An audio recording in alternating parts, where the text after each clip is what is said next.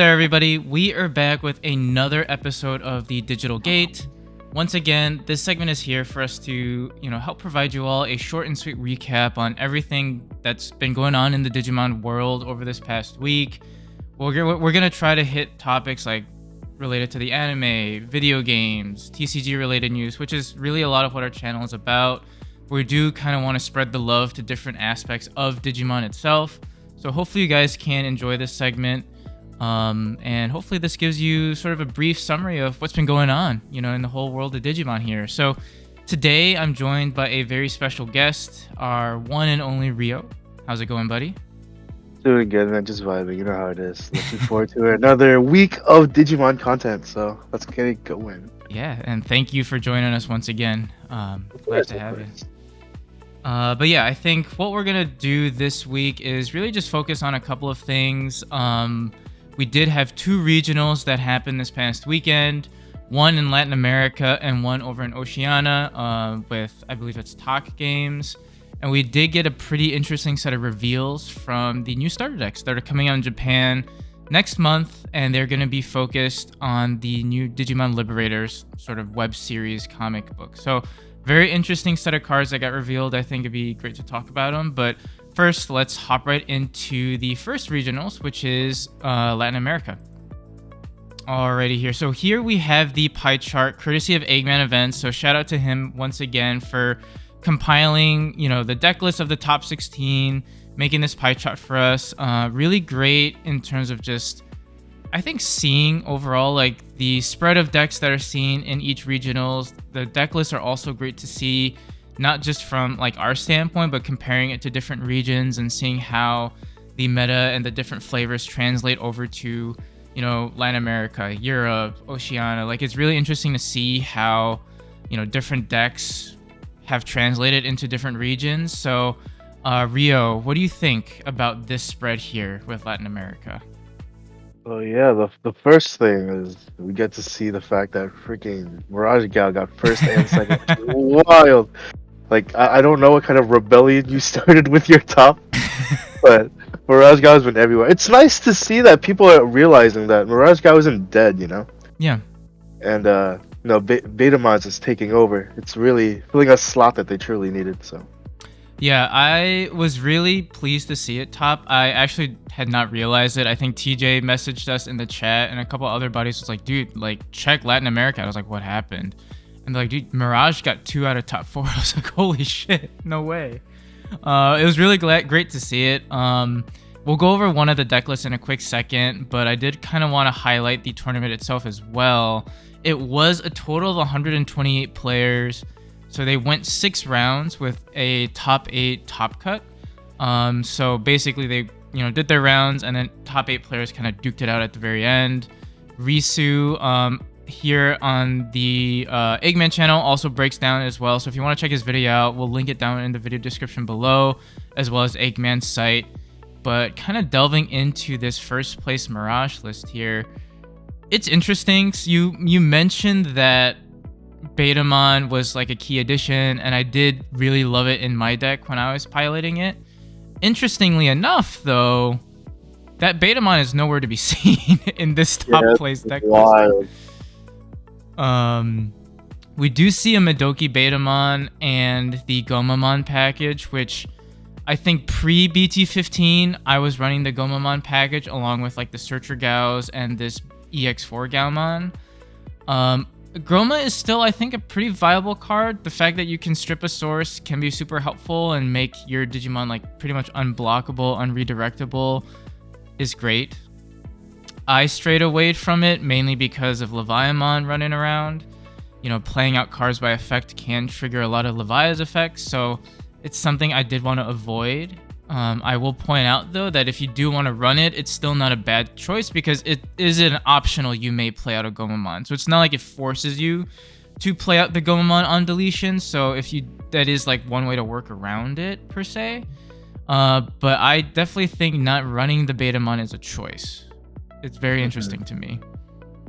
Yeah, I agree. I think looking at the rest of the decks that tops, it makes sense kind of why it goes into top 2, right? Because like top 4 was Davis and Numamon outside of Mirage, and I feel like like having the old school, just focusing on bouncing and pulling sources is a good way to Mm-hmm. counter Davis because it punishes them so hard, considering Yeah. all of their upper end is aces. So it's like, what are you gonna do? You're gonna give me free memory every turn by putting your cards down? That makes sense, right? And then Yeah. Yeah. Numamon, it's like the idea of Numamon is it floats into other cards, which is amazing, but then you can't float off a bounce. So at the same time, it's like kind of just works around everything. For sure. For sure. Because I think the rest of this list is pretty similar to what I was running. I think the level 5 package is pretty standard. The 3-0 ace was what I was running before. The one of Makgao, obviously you run him at it. And the level 6 spread 2 is pretty standard with like 4 of the, goated BT-11 Mirage. BT-13 Mirage is still pretty good, particularly in a meta where, tamers are somewhat still viable, and evade is always a strong mechanic to keep your body on board. 3 Hammer Spark I thought was interesting. I felt like Hammer Spark is a blue option that used to be super powerful that kind of has taken a back seat of late. So it's nice to see kind of it sneak back into, blue decks now.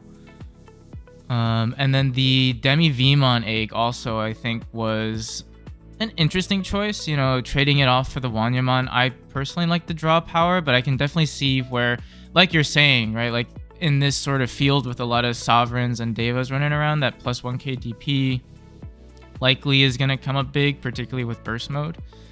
So I think a pretty solid Mirage Gal list. For sure.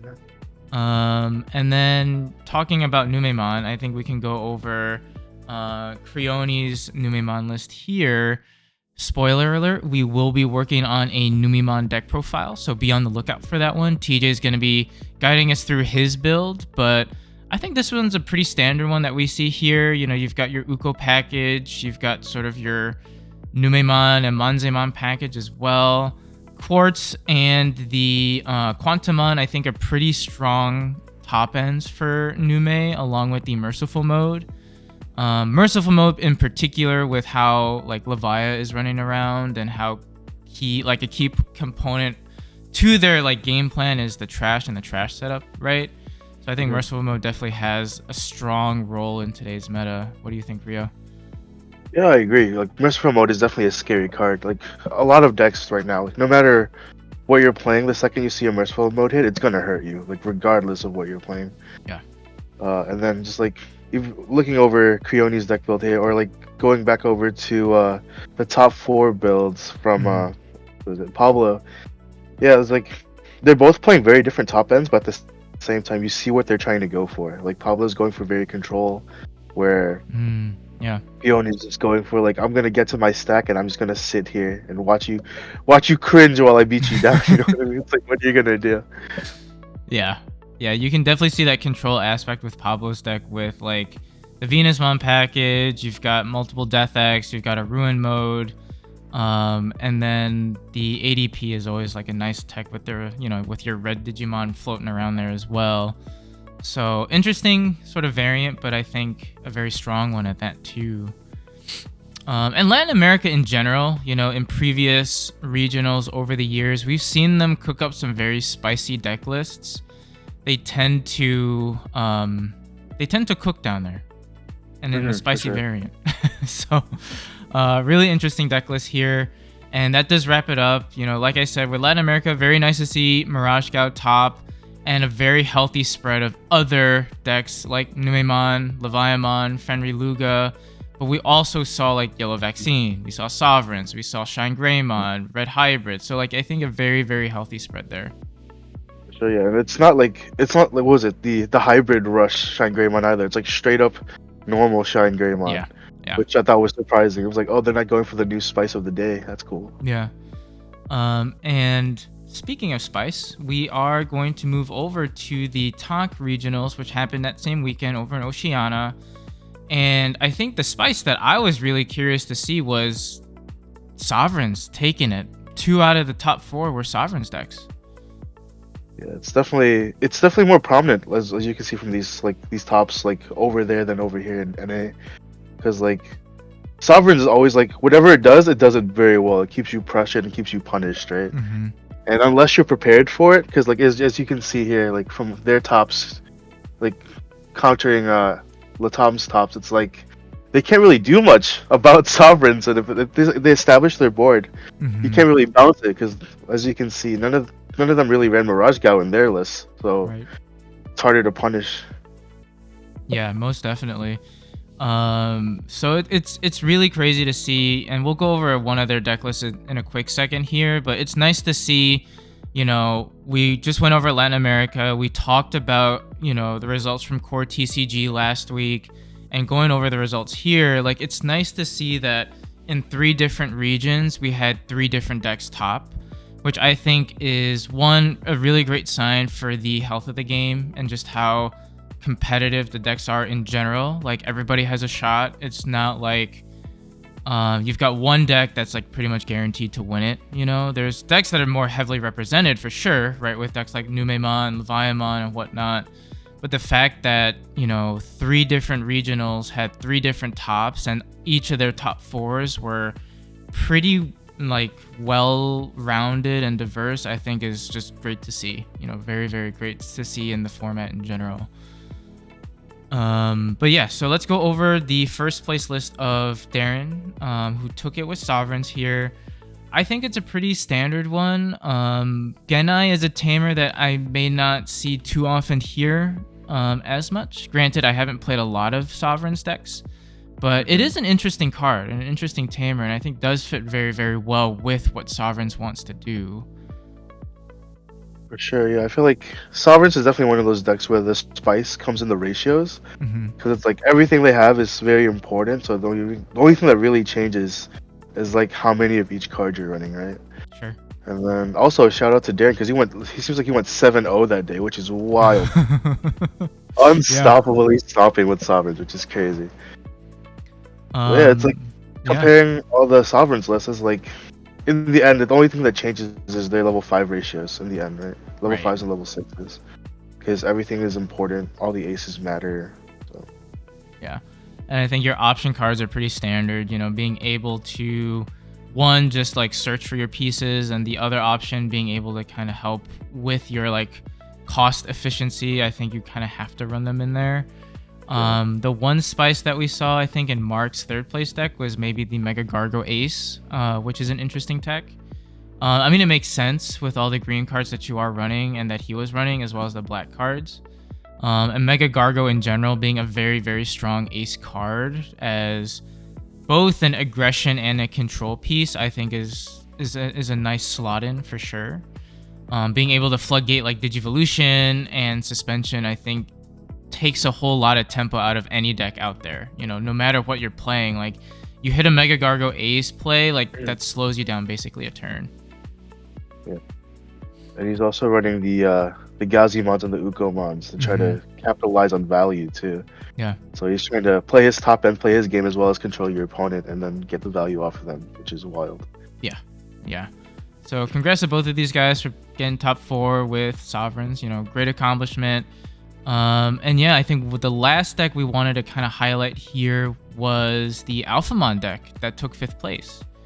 So Alphamon being a deck that we really haven't seen a whole lot of, really in general, right? In BT-15, I sort of had like a quick like revival, with the new line, the new Alphamon and whatnot, and some people started to splash things back in, but we really didn't see it do a whole lot. And I still think it's still hurting from the restriction that Doru Gray has. I think Bandai should definitely revisit unlimiting him. But in the same vein, I think Alpha just hasn't really kept up with much of the meta now. What do you think, Ryo? I agree, man. Like, even with the last wave of support we have, Alphamon hasn't really changed. The game plan hasn't changed. Even when we look at this deck build right now, the only thing that really changes is his choice of options in the end. Because he's just trying to establish more of like adapting to his meta, right? Yeah. Because he's playing the final Zubagon Punch, which was something some people were running earlier. I was running it earlier too. Yeah. But then I feel like the only new card is the X Antibody Proto Form to help accelerate things a little bit faster. Yeah. And then, final Zubagon Punch and Congo are kind of 2 common tech cards that we've seen in previous alpha builds. So I think they're becoming a little bit more staple in in most alpha decks, I think, that we see nowadays. Zubagon Punch giving you that sort of extra aggression, as well as the, blocker reboot ability, which is super, super nice to have your big body stick. And Congo still a really, really good card. So I think it's pretty standard, and it's nice to see it kind of do something here. But so that does wrap it up for the 2 regionals. Very interesting set of results. From your end, Ryo, any surprise, surprise decks that kind of snuck in there, or surprise decks that didn't quite do as well as you would have thought? Any thoughts there? Honestly, I feel like I'm surprised that we didn't see more Mega Gargos. Because, the second we heard that, we knew that Mega Gargo was coming to NA, for example. We knew it was going to take its place into our meta, right? Yeah. But even here, only out of the 2 tournaments, only 1 Mega Gargo really topped in top 4. Right. And it's Machine Dramon coming in 9th in Oceana. It's a surprise and it's not, because from our locals, like for example Anthony, we know that if Machine wants to be there, Machine will be there. There's no avoiding it. The only big counterplay in the current meta is Levia X. So if they by chance not hit a Levia X until the end, or just beat him down fast enough, what are you really gonna do? Right. Yeah, that's really for me. What do you think Mega Gargo's missing right now? Because like you said, we have had 3 regionals. We've seen them snuck in 1 or 2 here and there, but I would agree, it's probably not doing major waves just yet. We definitely know that it's gonna make a strong appearance with the new Rapid X that's coming out next set, but right now, what do you think the deck is missing? Honestly, after playing the deck last week, I played it for the first time last week, and the Fire Rocket is filling a slot that I feel like it needs, because it has amazing counterplay, right? It stuns, it slows people down, it lets you set up your wide boards and stuff like that. But it doesn't have the aggression that's necessary, because you can't sit on Mega Gargo forever, which is why people are running Quartzmons and merciful modes to try to avoid just sitting there blindly on Gargo Ace, waiting to either get cleared or swing twice, right? Sure. That's how I see it, at least. Yeah, and most definitely. Yeah, once we get the next set and the aggression kicks in, and then we get more pieces, more draw, whatever, it's gonna be a devastating force to play into your locals or play into regionals. But until then, it's just okay, I set up my play, I clear your board, and now you'll wait. What are you gonna do? Can I respond? If I can't respond, then I guess I'm taking free damage. If then next turn I'll try to set up a response. Especially in the mirror match, it's okay, who's gonna Mega Gargo who first? We're gonna avoid this forever. We just tiptoe around each other forever. So right. Yeah, I'd agree. I think it's just missing that last aggression piece. It's still a really good deck and a really fun deck at that, and very toolboxy. It does lack that final oomph that I feel like we're most definitely getting with Rapid X. So should be scary times ahead, along with Armors, which I think is a deck that also has snuck into the past several regionals as well. We've seen a few Armors sneak in, here in Oceana, sneaking in top 16, and even with our regionals here in North America with Core TCG, Armors was a pretty well represented deck. For those of you who didn't see DigiPanda's sort of breakdown of all the decks that were present at Core TCG, do check that video out. It was really interesting to see how well represented Armors was. It almost was as much, if not more, than Melga, which I think Armors is slowly on the rise, and we haven't even had its top tier support yet, which is kind of scary. Yeah, I feel like it's a combination of the fact that people are trying to prepare for X, and then also people starting to realize that with the current meta, I feel like the wider you go, the faster you go, the more consistent it's going to be, right? Because especially with Armors, you whack something in the face, it dies, cool, I'm just going to restand this card and whack you again. Or just the constant recursion and knowing that they're going to have a Vmon on the field ready to smack you in the face, or just the consistency with Ukomon. That deck is ridiculous with Ukomon. It's so wildly fast. Yeah, and then the new starter deck, Magnamon, being able to come out of security and do damage. You just straight up Digivolve into it, and you have a form of removal and de-Digivolve. It's absolutely insane. Yep. Especially playing against Mike at our locals. That's Yeah. exactly what happened to me. I cleared it, right? And he was sitting on a Vmon. I'm like, I should be fine. They digivolves my Gargo. I was like, okay, I guess I lose here. Yeah. Cool. But yeah, I mean, shout out to everybody who played in all these regionals. Congrats to everybody who topped on Congrats, everyone. a job well done. But yeah, that wraps it up for our regional recap. We're gonna move into the last segment of our video, which will be some spoilers that we got from the new Liberator starter deck. So before we jump into the cards themselves, for those of you who don't know or didn't hear the news yet, Digimon Liberator is essentially like a web comic or web series or manga series that Bandai is starting to churn out. It will officially launch and make its debut chapter in April or at the end of April over in Japan. I believe we should be getting that as well too. Like, I'm sure people are going to translate and send it over.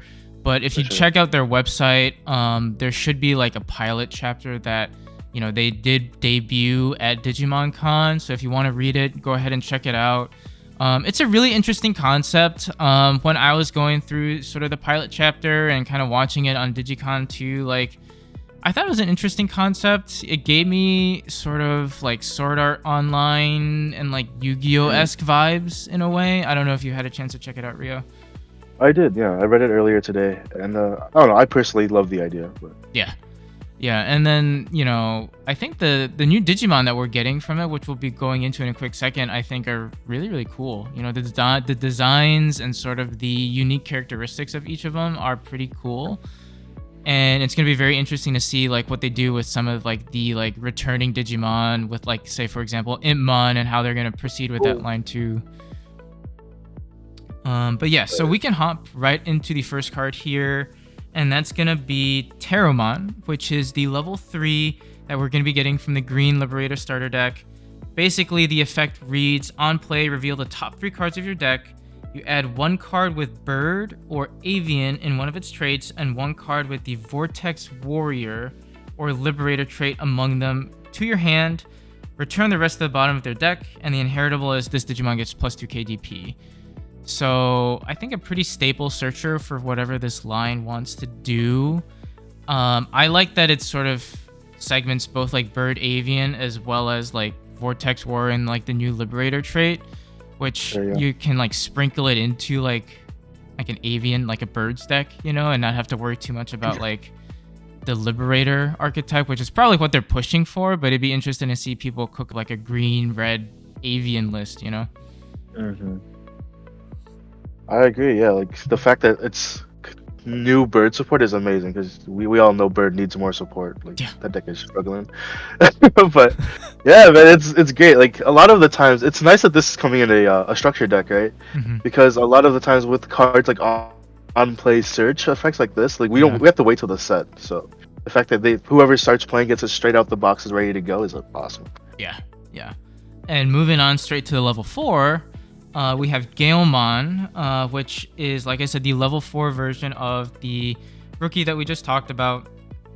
It is a security effect, so you may play 1 card with the Liberator trait and then play cost of 4 or less from your hand or trash without playing the cost.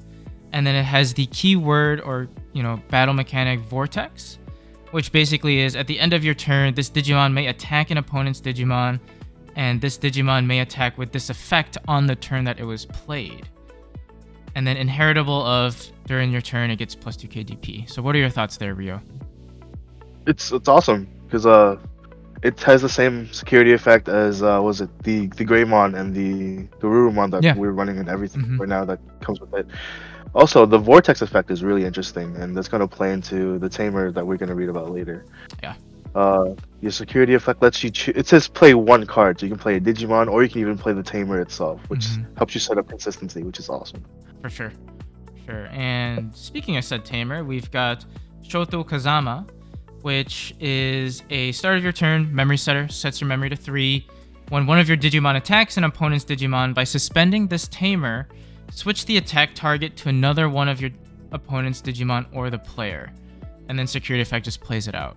So again, sort of like you said, very interesting in terms of just being able to redirect your attacks and kind of choose to be controlling on board state, if you want to be attacking player. I think the vortex mechanic itself is also pretty interesting, and that kind of shoes right into that whole mantra. Definitely, I like that it gives you the option to change your ideas. You know what I mean? Mhm. Like, do you want a vortex or do you want to swing directly for the player? That idea is great because then it puts you in less of a corner and lets you adapt more, which is always good. Yeah.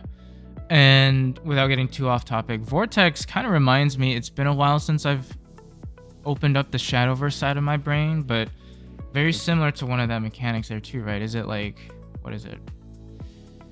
Rush? Or is it Storm? Rush. One of the two.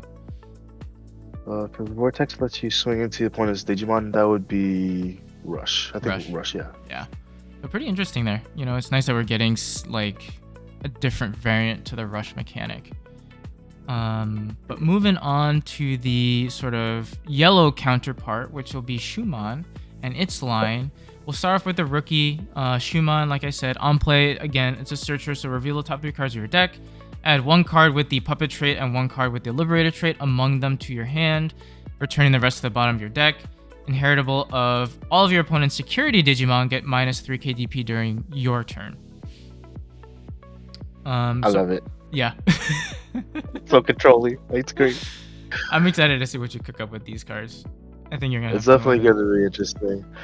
Just like slight spoilers, but like looking at it, it's a virus, which is crazy. Looking at like the card's design, like that thing's a virus, really. And you're like, okay, it's Shumon, really? That's what it is, a shoe. But then as you go on down the line, it's gonna all start making sense. So. Yeah, most definitely. And speaking of lines, we go into the level 4 here in Shushumon. Like you said, virus with the puppet liberator trait. Security effect is very similar to the level 4 that we saw as its counterpart, which is you may play 1 card with the liberator trait with a play cost of 4 or less from your hand or trash without paying the cost. Overclock, which is a new mechanic that we get. At the end of your turn, by deleting one of your tokens or one of your other Digimon with the puppet trait, this Digimon attacks the player without suspending. With the inherited effect of all of your opponent's security Digimon, again, get minus 3 KDP. What are your thoughts there, Ryo? Again, awesome. That's wild. Like we're getting an actual token deck outside of Diaboromon. Are you crazy? Yeah. Like that's sick. And then just right here off the bat, Shumon with Shumon over it minus 6, almost minus 6K off the it's nasty. ultimate. just off and easy money right there, right? Because you're swinging with tokens essentially, or you're swinging with the effect, and you have to worry so little. Minus 6K is huge. Yeah. Who needs damming when you're just negging security, right? Exactly. Like I don't have to worry, like, unless you're hitting an option. I'm clear. Yeah. Swinging into megas, even if they're a 15K, there's a 9K. That's nothing. Right. That's ultimate numbers. And what also is kind of crazy too is that you're able to swing without suspending, which is something that we hadn't seen since Arrestodramon, superior mode. Being able to just like attack and keep your body live and not be worried about getting swung over next turn, I think is huge. Right. And with card effects, they can't even stun you. They can't stop you from unsuspending because you're not suspending to begin with. It's great. Right. And then the last card we're going to talk about to wrap up the episode is Arisa Kinosaki. It is the tamer for the yellow set. Again, a memory setter, so we'll set your memory to 3 at the start of your turn. And reads, when an effect plays one of your tokens or one of your Digimon with the puppet trait, by suspending this tamer, one of those Digimon gains rush for the turn, and then security just plays this card out. So I think, again, pretty good in terms of synergy with what it seems like this deck wants to do. Kind of reminiscent of, like you said, Diaboromon, where you're playing out tokens and trying to swing with your tokens as well as your bodies on board. But it does have that, like you said, control-y aspect where there's a lot of things it feels like you can do with what you're playing out. Yeah, and it also, again, it gives you the option to rush, right? So then you don't ever have to feel like you're wasting a turn as long as your tamer's on the field. You're always doing something, which is an amazing feeling to know that you're not wasting a turn for no reason, just to set up. For sure. But yeah, that does wrap up the cards that we've can talk about this week. There were some other ones that I believe got revealed, but we did want to kind of highlight the Liberator portion of this set. And we're really excited to see more of these starter decks. I think they are coming out in Japan at the end of April along with the webcomic, so it should be interesting to see how they kind of shoehorn their way into the meta and see what JP does with these new starter decks. So should be an interesting one to keep an eye out for. And yeah, that wraps up the episode, guys. Hopefully, like I said, a nice video for you to kind of hear what's been going on in the world of Digimon.